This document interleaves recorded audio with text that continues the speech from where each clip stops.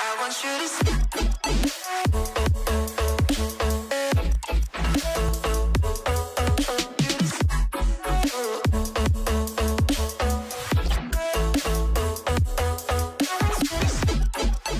Teman-teman, terima kasih banyak ya untuk kepercayaannya mau diajak gitu ya berbagi ilmu sama mahasiswanya UNAIR soal people development sama organizational culture ya. Jadi sebenarnya itu bahan yang paling seru sebenarnya gitu ya.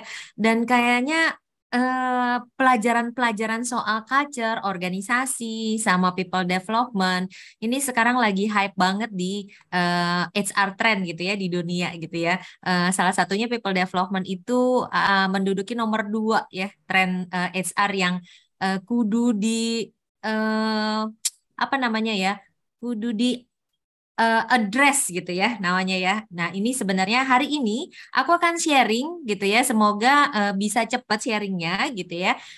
Supaya kita bisa lebih banyak tanya jawab. Kira-kira itu ya. Karena sebenarnya teori gitu ya anak-anak sekarang dari segi teori, definisi segala macam, teman-teman udah bisa browsing ya dari manapun, dari tempat teman-teman duduk gitu ya. Nah, tapi biasanya experience-nya atau case-nya gitu ya, itu yang mungkin lebih seru kalau kita bicarain dan diskusikan gitu ya.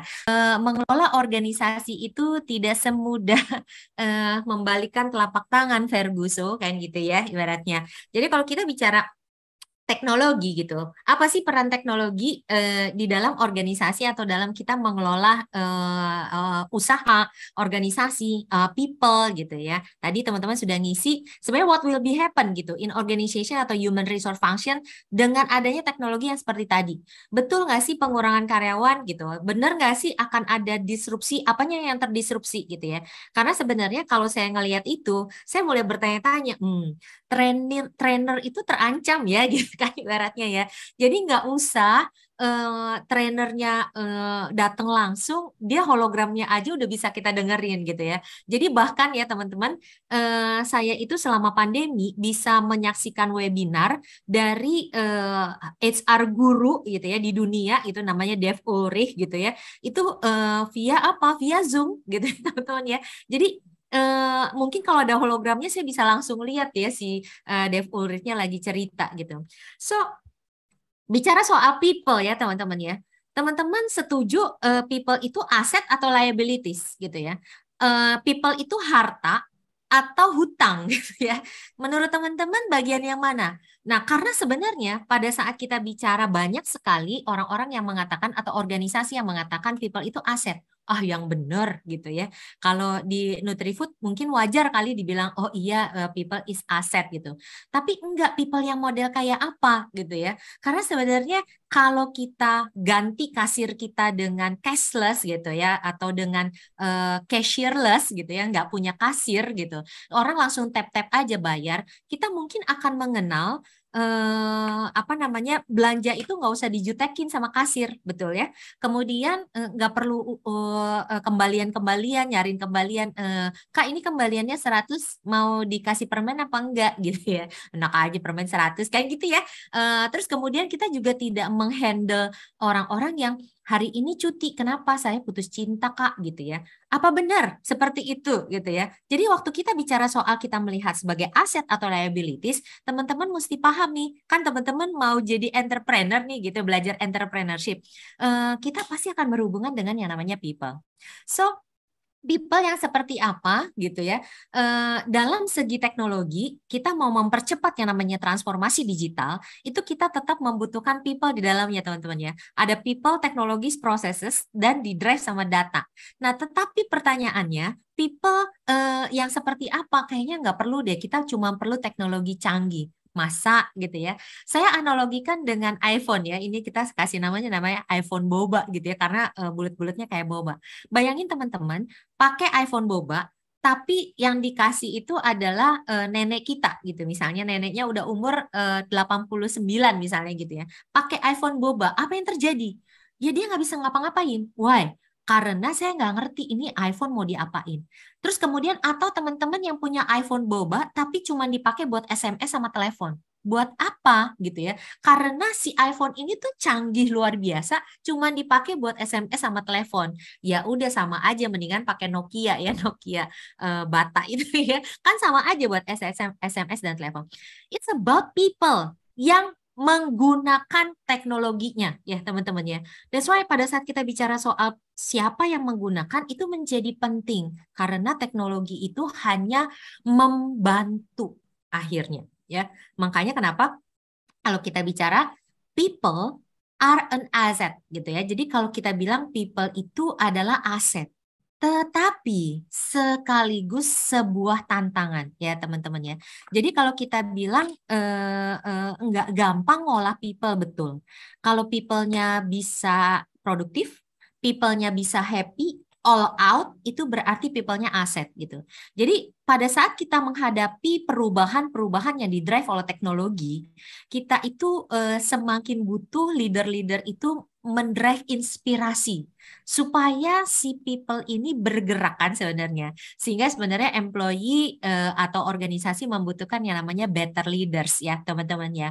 Nah, that's why sebenarnya menarik sekali kalau kita bicara soal people development and organizational culture.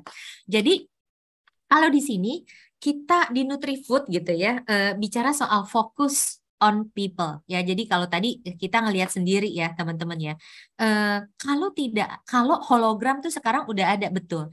Tapi kalau people-nya nggak pakai bisa nggak sih jadi efektif pekerjaan? Enggak. Terus kemudian kita punya teknologi canggih. Tapi kalau people-nya nggak bisa pakai, apakah bisa efektif buat pekerjaan? Apakah organisasi bisa sukses? Tidak gitu ya teman-teman ya.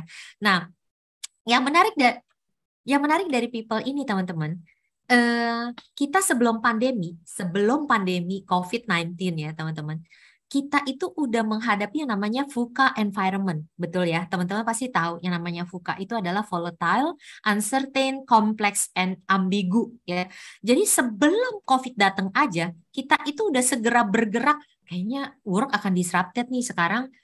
Jalan tol aja udah nggak perlu mbak-mbak sama mas-mas yang di jalan tol ngambilin duit tol gitu, tapi udah langsung tap tap tap tap gitu ya. Nah itu pasti kita harus bergerak cepat. Itu sebelum COVID. Nah begitu COVID datang ya, ada business and work langsung disrupted ya teman-teman ya. Jadi kalau misalnya kita kemarin sebelum COVID itu bilang udah nanti nyantai-nyantai dulu aja deh ya gitu. Kalau kita mau work planning ntar aja deh gitu ya. Udah telat nih teman-teman karena begitu COVID-nya datang jeder itu semua kaget ya. Sebenarnya termasuk kita sebagai karyawan, termasuk kita sebagai mahasiswa gitu ya. Kagetnya kenapa yang darinya offline tiba-tiba jadi online. Jadi kebayang nggak kalau semua organisasi yang tidak siap begitu pandemi bisa kerja nggak, susah ya, terpaksa harus apa namanya ke kantor gitu, terus kemudian teknologinya nggak bisa, belum latihan gitu ya teman-teman ya. Nah so business and work disrupted. Jadi kalau kita lihat the future of work ini yang mendrive semua function HR, semua function di dalam organisasi teman-teman. Jadi kalau pertanyaannya pada saat di masa depan, kira-kira customer, workforce karyawan gitu ya atau pekerja dan company itu akan seperti apa? Teman-teman bisa lihat di sini ya. Cost aja tuh, cost efisiensi udah nggak cukup ya. Nambahin value udah nggak cukup ya teman-teman ya. Jadi kita akan lihat customer pertama pengennya tuh adalah apa sih? Saya pengen produk, saya pengen jasa yang saya bisa dapat tapi nggak mahal-mahal. Pokoknya bisa less money, less money, less money. Tetapi ke sini sebenarnya customer cari produk dan service atau produk dan jasa yang sebenarnya memberi nilai tambah, kan ya gitu ya teman-teman ya. Jadi yang jualan apa namanya ya, makanan banyak, tapi makanan yang cantik dikasih hampers gitu ya, itu value added gitu ya. Jadi masuk ke bagian yang tambah value. Tapi itu nggak cukup karena customer meminta ya, meminta dan menuntut bahwa pada saat dia beli produk, pada saat dia minta jasa gitu ya, itu sesuai dengan value dia. Apakah teman-teman mau beli produk makanan misalnya, tetapi produsennya itu limbahnya tuh berbahaya sekali buat lingkungan sekitarnya? Apakah mau? Customer sekarang nggak mau ya teman-teman. Itu bagian customer ya. Kemudian kita lihat workforce. di workforce kita kepengennya tuh reduce effort, usahanya nggak usah kencang-kencang, nggak usah berat-berat gitu ya, time-nya makin rendah gitu ya supaya kita bisa lebih cepat menyelesaikan pekerjaan. Tapi ini nggak cukup. Dia harus mendevelop capability, skill sama experience. Why? Karena lulus dulu kalau saya waktu S2 ya, lulusan S1 itu banyak ya gitu. Jadi supaya bisa punya harga yang lebih mahal, saya mesti S2. Nah, tapi sekarang ya S2 kan banyak banget ya. Justru bahkan ada yang udah S3 dan S3 itu lumayan banyak gitu. So, develop capability, skill sama experience jadinya nggak cukup. You have to connect gitu ya to personal potential and larger organizational purpose. Jadi teman-teman bayangin, selama pandemi banyak sekali orang yang bekerja dari rumah ya. Bahkan ada yang sempat memikirkan ulang, selama ini kerja 2 jam ke kantor, 2 jam balik ke rumah. Kemudian saya tidak punya quality time sama keluarga. Jadi di luar negeri banyak sekali yang terjadi yang namanya Great Resignation atau ngunduran diri ya keluar dari perusahaan besar-besaran. Karena apa? Bisa jadi tidak connect dengan personal potensial dan purpose-nya organization. Ya, itu workforce. Sedangkan company operate cheaper and faster. Ini efisien dan efektif ya katanya gitu ya. Pokoknya lebih murah, pakai bahan yang lebih murah dan segala macam. Tetapi perlu tambah grow revenue dan improve profit ya. Tapi dua ini nggak cukup karena haruslah sebuah company itu punya purpose, menginspirasi. Dia melakukan bisnisnya dengan bertanggung jawab, memberikan kembali kepada komunitas gitu ya. Nah, makanya kenapa teman-teman di bagian yang saya merahin ini menjadi penting karena organization of the future akan menuntut satu dua tidak cukup, ada yang ketiga ya teman-teman ya. Nah, jadi pada saat ini menjadi challenge ya. So, resepnya apa ya? Gimana caranya supaya organisasi kita tetap bertahan? Ini adalah framework yang terkenal sekali di Nutrifood gitu ya, dari John Cao, bukunya Entrepreneurship, Creativity and Organization. Beliau mengatakan ada 3 resep, 3 bagian. Ada resep untuk membuat organisasi itu sukses gitu ya, bertahanlah gitu ya. Nah, bertahan tuh kadang-kadang juga nggak cukup ya teman-teman ya. Bertahan itu ibaratnya kita bonyok-bonyok, kita luka-luka, tapi kita sampai. Nah, itu bertahan. Tapi kita kan nggak kepengen begitu ya. Kita pengen thrive atau kita pengen sampai tapi menang juga gitu, nggak sampai babak belur gitu. Nah, katanya ada red recipe untuk mengelola organisasi. Teman-teman lihat, ini ada segitiga. Saya selalu bilang segitiga pengaman ya. Ada pengaman people, task, and organization. Jadi kayak ada yang menopang. Nah, people dan task itu diikat gitu ya oleh passion ya teman-teman ya. Jadi kalau kita bicara soal people itu senang melakukan kerjaannya karena apa? Kita senang melakukan sesuatu karena kita suka kan sebenarnya gitu. Karena kita suka, kita punya passion, tanpa disuruh pun kita juga akan melakukannya. Kita mau belajar ini itu gitu ya. Meskipun nggak disuruh tapi kita pengen. Itu namanya passion. People terikat dengan task karena ada passion. People terikat dengan organisasi karena ada culture ya teman-teman ya. Jadi bagaimana people itu stay di organisasi, dia berkembang di organisasi, dia memberikan semuanya untuk organisasi, itu diikat oleh namanya culture. Makanya nice banget topik hari ini adalah people development and culture gitu ya. Jadi bagian yang ininya yang akan banyak kita bahas ya. Kemudian task dan organization itu terikat oleh yang namanya strategi and system. Ya, jadi teman-teman organisasi itu bisa berjalan karena terdiri dari tas-tas, activity, proses gitu ya. Dan itu harus diatur gitu ya, atau diikat oleh strategi dan sistem. Nah, passion, culture, strategi, and system ini selalu yang dipegangin di Nutrifood teman-teman ya. Jadi jangan lupa, nggak bisa cuma people sama tas doang, tetapi organisasinya nggak dijagain gitu ya. Nggak bisa cuma organisasi sama tas doang, people-nya nggak usah diliatin, nggak mungkin. Tiga-tiganya harus dipegangin. Makanya kenapa kita mainnya di passion, culture, strategy, and system itu selalu tuh ya dari bertahun-tahun menjadi arahan directionnya Nutrifund. Nah, so here the principle teman-teman ya, engagement precede development ya. Jadi prinsipnya tuh adalah engagement mendorong development. Engagement mendului development ya teman-teman ya. Jadi kalau kita bilang kenapa teman-teman saya tuh atau anggota tim saya atau anggota karyawan saya tuh nggak bisa terdevelop. Nah pertanyaannya jangan-jangan dia tidak terengage gitu kan. Nah di sini saya kasih keterangan di engagement ini kita bicara soal organizational culture. Development itu kita bicara soal people development. Nah, ini sekilas ya teman-teman ya. Nanti saya jelasin lagi di belakang dengan lebih detail. Tetapi kita tidak memisahkan antara head, hand, dan heart di Nutrifood ya. Jadi kita bicara headnya dikasih ilmu, handnya dikasih technical development, tetapi heartnya juga mesti dijagain. Nanti saya jelasin frame ini di belakang lebih. Nah, Kak, emang ada buktinya gitu ya. Dulu waktu pertama kali saya masuk Nutrifood, saya selalu bilang Nutrifood itu mendahulukan menjaga hati gitu ya. Jadi menjaga hati supaya orang happy di Nutrifood, itu saya sering diketawain ya, diketawain sama bapak-bapak senior kalau saya lagi presentasi tentang Nutrifood gitu ya. Jadi selalu diketawain. Tapi sekarang tuh banyak sekali yang benchmarking ke Nutrifood karena sebenarnya proof-nya itu jelas sekali ya. Nih saya kasih nih proof-nya ya. So, teman-teman, kalau teman-teman tertarik dengan yang namanya brain science, neuroscience gitu ya, teman-teman akan senang banget baca buku ini ya dari David Rock namanya Quiet Leadership ya.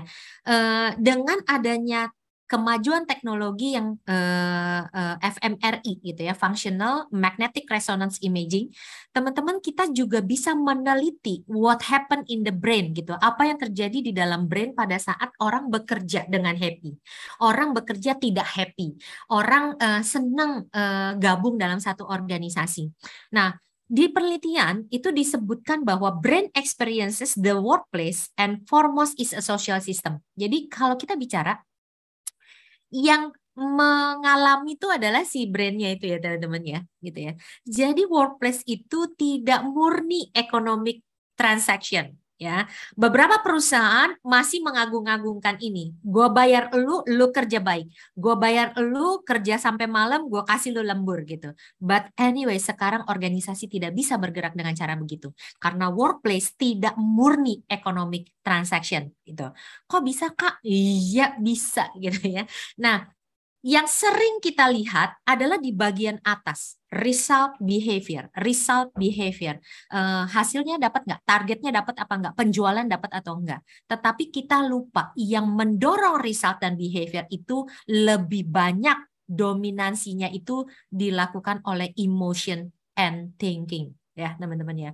Jadi kalau kita bicara soal orang tuh mau melakukan sesuatu karena apa gitu, nggak ada karena ujuk-ujuk kemudian dia melakukan sesuatu, enggak, karena dia berpikir sesuatu didorong oleh emosi kemudian dia akan berperilaku tertentu. Kenapa sih ya orang seneng banget datang ke kantor? Why? Kenapa emosinya seneng gitu ya? Dia mikir apa? Kenapa dia bisa senang gitu ya? Ini yang sebenarnya menjadi diagram penting ya yang kita pegang. Jadi kalau misalnya thinkingnya, duh gue kerja tuh males banget ya, gue nggak dihargain di kantor. Buat apa ya gue kerja ya gitu. Emosinya kan jadi nggak enak ya teman-teman ya. Sehingga behaviornya kerja seasalnya ya gitu ya. Enaknya gitu ya. Ya, if you want to improve performance, the most effective way to do is start at the bottom. Improve thinkingnya, improve emotionnya. Nah, ini yang sebenarnya tidak terlihat tapi kita jagain ya, teman-teman ya. Nah, so the principle of the brain ini semoga menambah insight ya. Kalau teman-teman nggak ingat yang lain, tapi teman-teman ingat yang ini gitu ya. Apapun yang kita lakukan, brain itu cuma kenal dua prinsip. Ya, minimize danger, maximize reward ya teman-teman ya. Jadi kalau bisa, gue tuh nggak usah repot-repot, tapi gue bisa dapat duit banyak. Gue nggak usah nabung, tapi gue bisa jadi sosialita. Gue nggak usah olahraga susah-susah, tapi gue cantik langsing kayak model-model yang ada di Hollywood. Nggak bisa ya, padahal kan nggak bisa ya. Tetapi otak kenalnya cuma dua prinsip ini, minimize danger, maximize reward gitu. Oleh karena itu kita kenal di otak kita dengan sebutan threat and reward response yang disebut sebagai neurological mechanism yang regulate bagaimana kita berperilaku. Ya, as simple ya teman-teman, tadi kita bicara bahwa workplace itu tidak cuman sekedar transaksi ekonomik ya gitu ya. Tetapi kita misalnya dapat ke kantor tapi dapat pujian dari teman atau atasan kita.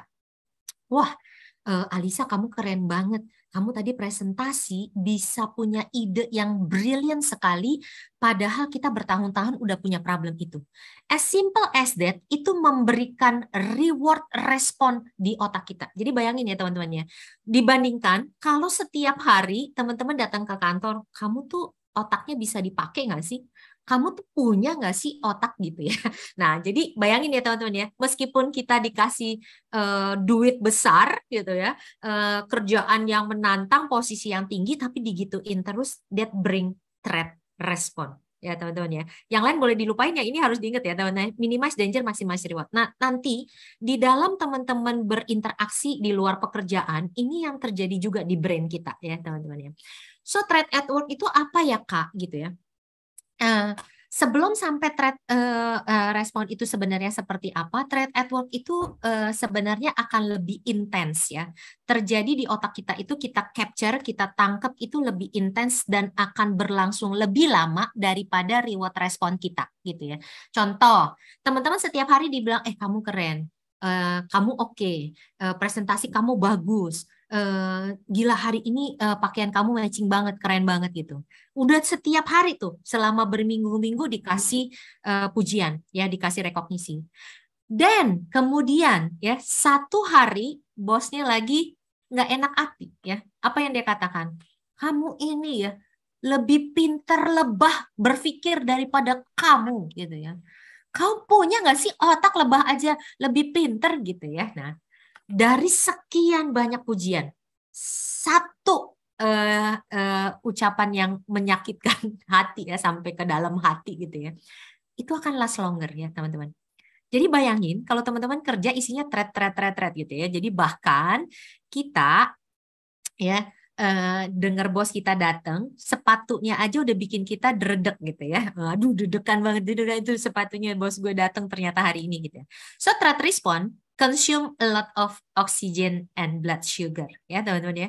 Jadi udah saking deg-degannya gitu ya. Kalau teman-teman nggak percaya, as simple simpelnya threat at work itu adalah pada saat teman-teman mau masukin password komputer lagi diliatin orang ya, saya yakin pasti grogi. Nah, karena apa? Karena kita nggak kepengen password kita diketahui orang. Itu threat sebenarnya yang kita definisikan threat di otak kita.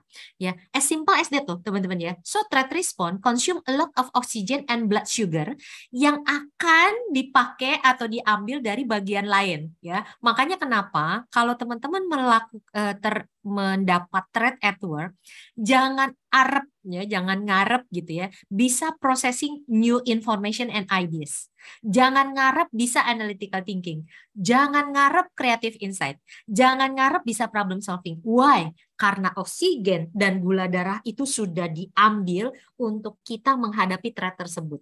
Ya, meskipun threatnya kadang-kadang itu di pikiran kita atau beneran dari eksternal kita, gitu ya. So, when the leader triggers a threat response, the employee's brain is less efficient. Jadi kalau teman-teman as entrepreneur, as a leader, perhatikan baik-baik.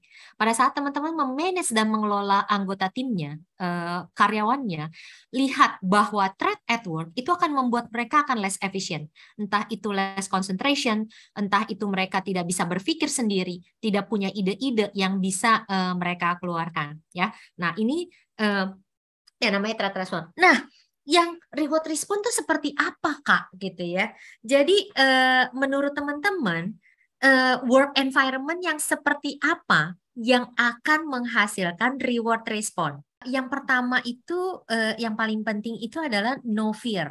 No fear. tidak ada takutan, tidak ada ketakutan, no fear mantra. Saya masih ingat banget ya, saya punya kesempatan untuk berada di bawah Pak Januar Darmawan langsung ya, waktu itu beliau adalah co-foundernya Nutrifood ya.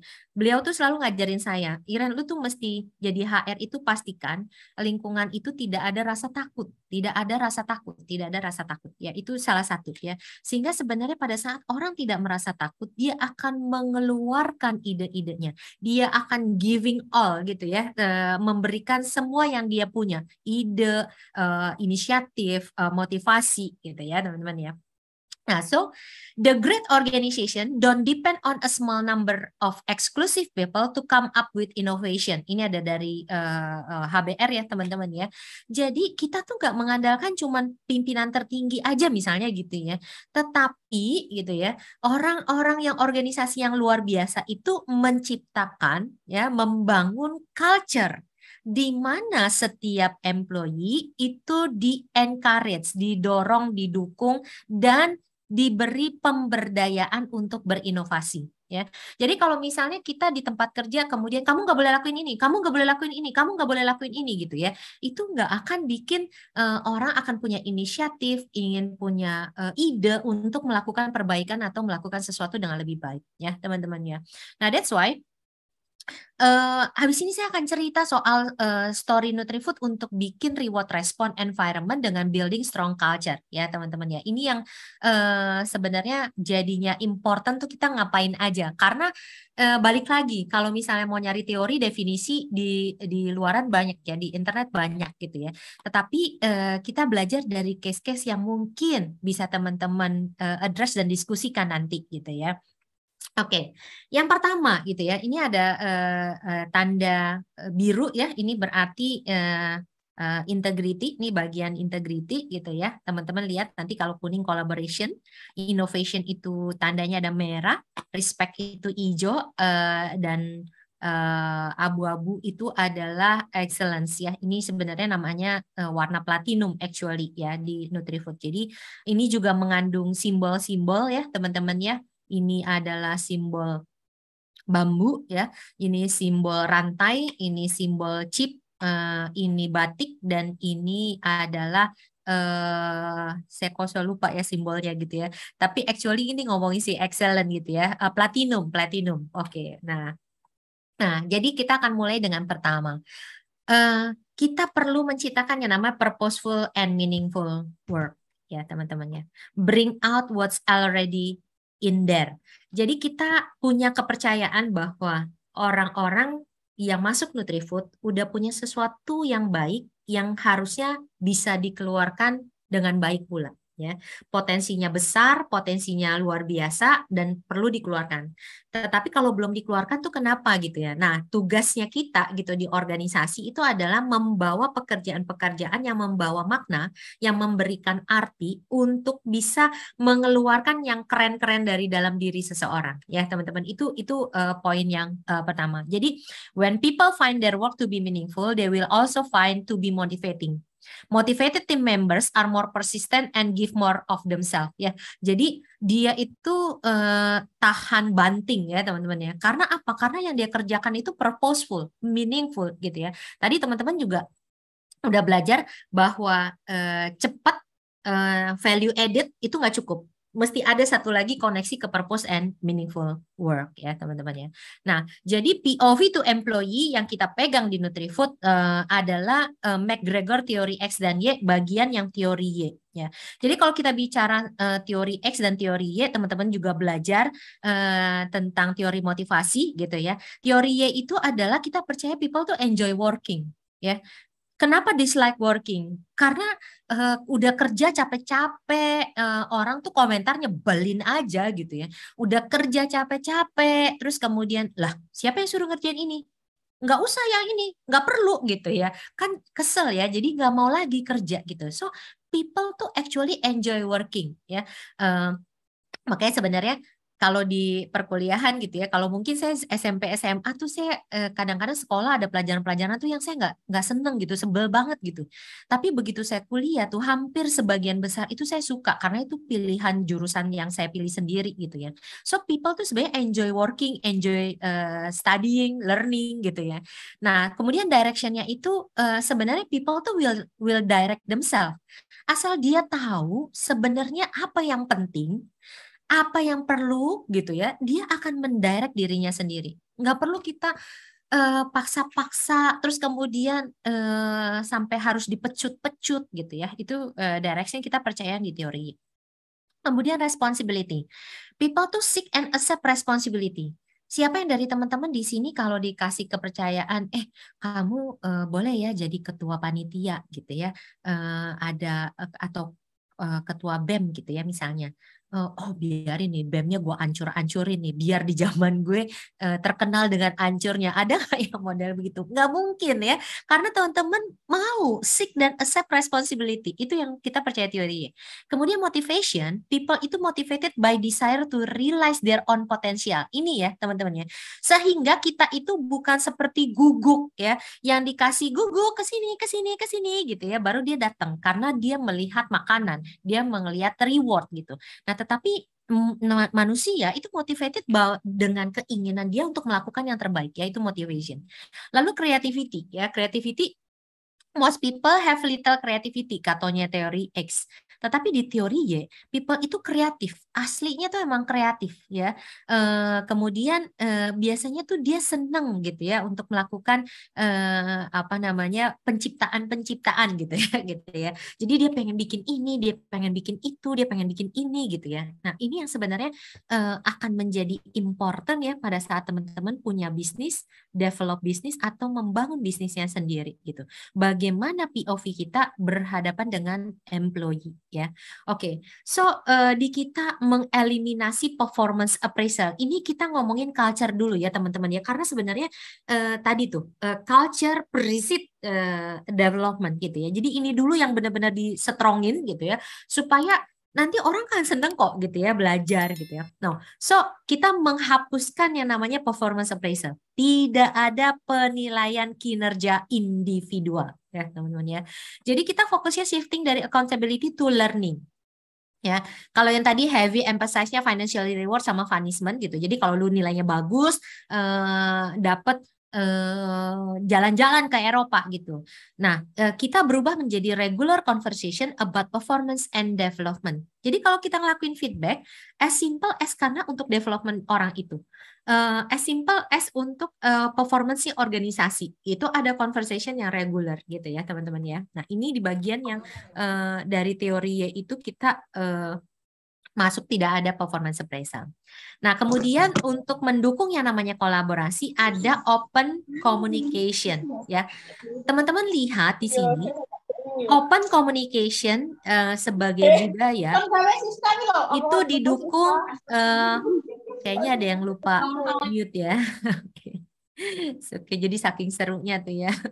Oke, teman-teman tidak boleh lupa bahwa open communication as a culture ya budaya itu didukung sama yang namanya layout ya. Jadi kalau kita bicara soal physical arrangement atau pengaturan fisik itu akan membuat kita punya behavior yang berbeda juga gitu ya. Jadi kalau misalnya teman-teman mau coba buktikan, teman-teman ngomong deh sama orang gitu ya, orang yang terdekat, tapi mejanya 2 meter gitu. Jadi yang satu di ujung satu lagi, yang satu di ujung satu lagi. Rasanya gimana? Kayaknya jadi lebih nggak terbuka, nggak lebih deket gitu. Nah, sebenarnya open office layout kita di NutriFood, jadi mungkin teman-teman yang udah pernah ke NutriHub juga akan menemukan office kita itu terbuka seperti ini gitu ya. Ada dapurnya lagi gitu ya, ada sofanya duduk-duduk gitu. Why?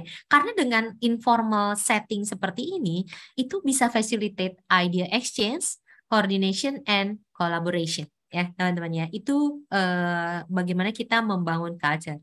Terus apalagi structure-nya ya, teman-teman jangan lupa. Structure-nya itu juga mesti didesain sedemikian rupa sehingga tidak ada komunikasi yang terhambat. Ya, jadi kalau misalnya kalau teman-teman mau sampai ke pimpinan tertinggi gitu ya, mesti melalui asistennya gitu. Terus kemudian nanti pimpinan tertinggi nyampein lagi ke asistennya gitu ya. Itu tuh udah banyak yang dikurangin dan direduksi gitu ya, message-nya gitu ya. Nah, di flat organization kita berusaha communication-nya gitu ya, communication-nya se-open mungkin. Jadi bisa langsung ya. Bahkan beberapa kali kita bisa berdiskusi dan bekerja bersama langsung sama Pak Mardi as a CEO Nutrifood gitu ya. Ini open banget gitu ya. Beliau juga open untuk email dan segala macam dikontak oleh anggota Nutrifood gitu ya. Nah, yang bikin kolaborasi juga sebenarnya ini adalah NutriHub ya, di beberapa area untuk bisa connect, collaborate, and innovate gitu ya. Di Serpong ada gitu ya, di Surabaya juga ada gitu ya, di Bali ada, di Bandung ada.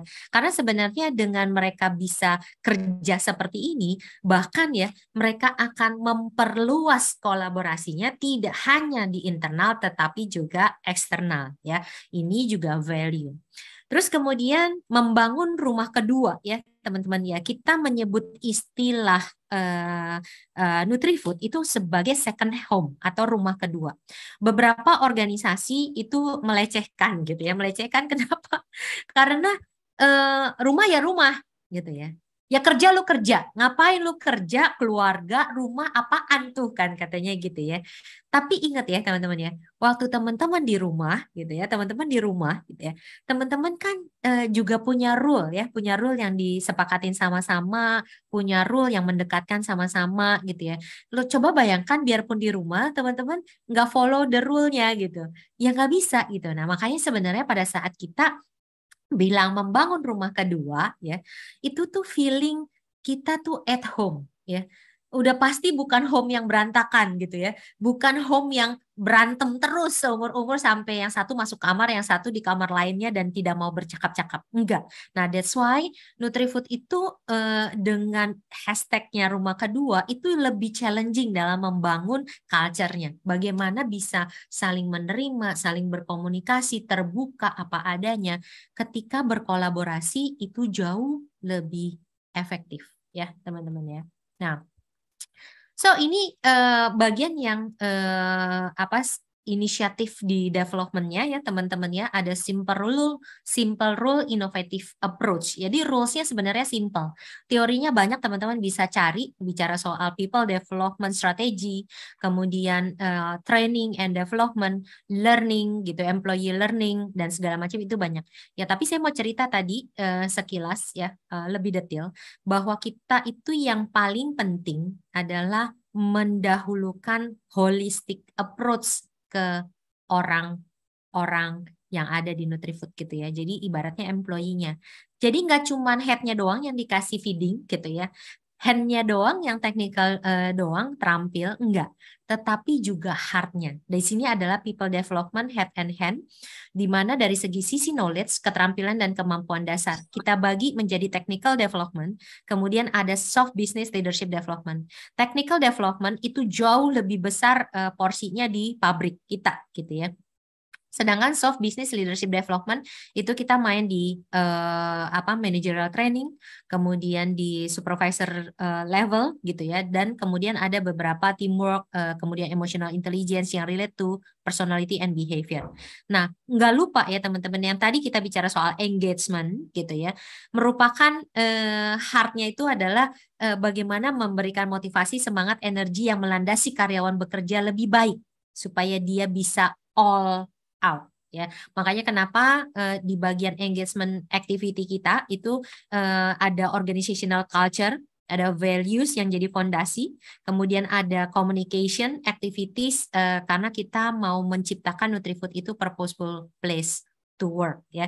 Ini simple rules gitu ya, tapi approach-nya kita inovatif gitu ya. Dan ini adalah framework untuk leadership development. Di interconnected leadership development kita lihat di sini tadi ada head, hand, heart gitu ya. People are our asset gitu ya. Jadi kita pastikan environment-nya itu mendukung bahwa people itu harus jadi aset ya, jangan jadi liabilities. Kemudian ada development new leader, engagement program, agile learning, recruitment kriteria and processes yang mendukung. Yang bagian hijau ini adalah HR practices atau HR management di Nutrifood gitu ya. Kemudian di bagian yang apa namanya kuning ini adalah lebih kepada organizational pilar gitu ya, ada corporate values, ada business pillar gitu yang teman-teman mungkin udah pernah dengar, health and education and green. Kemudian ada leadership philosophy, ini bicara soal environment yang lebih besar gitu di organisasi, sama top level komitmen gitu.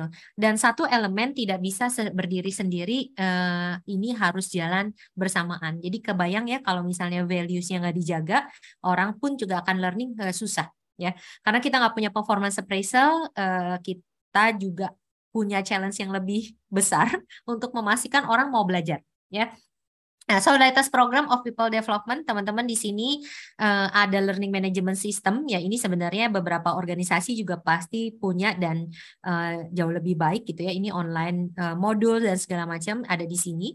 Kemudian kita punya N-Growth atau Nutrifood Nutritious Growth untuk teman-teman employee apa namanya mencatat assessment kompetensi, kemudian feedback yang didapat, kemudian ada assessment personal ya, terus kemudian intelligence gitu ya. Ini bisa ditaruh di sini di N-Growth karena bisa dilihat oleh employee dan atasannya. Kemudian ada body program ya. Body program ini buat teman-teman yang baru masuk, mereka didampingin nggak cuma ngurus kerjaan tetapi ngurus sesuatu yang nggak berhubungan sama kerjaan, karena itu membantu sekali pada saat dia adjust di area lain, masuk ke second city gitu ya. Untuk mereka pertama kali kerja tuh emang berat ya. Body ini nemenin nyari kos, terus kemudian nemenin cari apa namanya tempat-tempat yang perlu didatengin tuh, kalau distributor, outlet segala macam harusnya kemana sih, ini dampingin ya gitu ya. Nah jadi ini yang latest program. Yang udah ada yang sebelumnya ini seperti ini ya teman-teman ya, develop leaders through volunteerism gitu ya, terus kemudian ada organic learning, holistic experience through company event, lalu ada multi perspective leadership forum, dan ini yang sebenarnya di tempat kita itu banyak sekali orang-orang yang sharing pembelajarannya dan ngajarin teman-temannya meskipun tidak disuruh gitu ya, meskipun tidak diminta ya. Ini ada platform WP. Terus kita masuk bagaimana kita create strong culture juga, tadi encourage diversity gitu ya.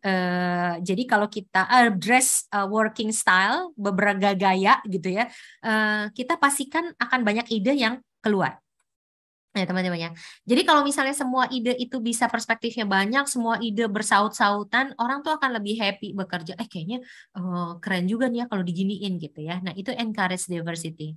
Kemudian yang kembarannya diversity ya, practice inclusion ya, ada cultural environmental feeling of belonging. Jadi semua valued, dihargai, diterima, di encourage untuk fully participate gitu ya.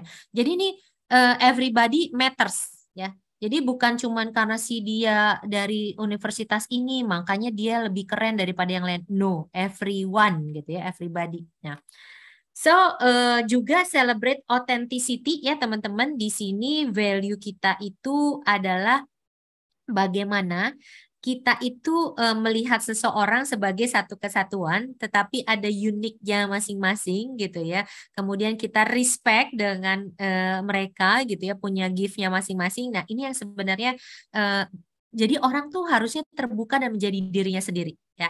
Nggak cuman kalau di kantor jadi siapa gitu ya, di luar kantor tuh udah kenapa kamu nggak keluarin ide-idenya waktu di kantor? Nggak usah lah, ide-ide gue nanti nggak dihargain gitu, kreditnya yang ngambil cuma bos gue doang gitu ya. Nah itu kita nggak. Nah ini encourage lifelong learning ya teman-teman ya. Jadi dengan adanya semua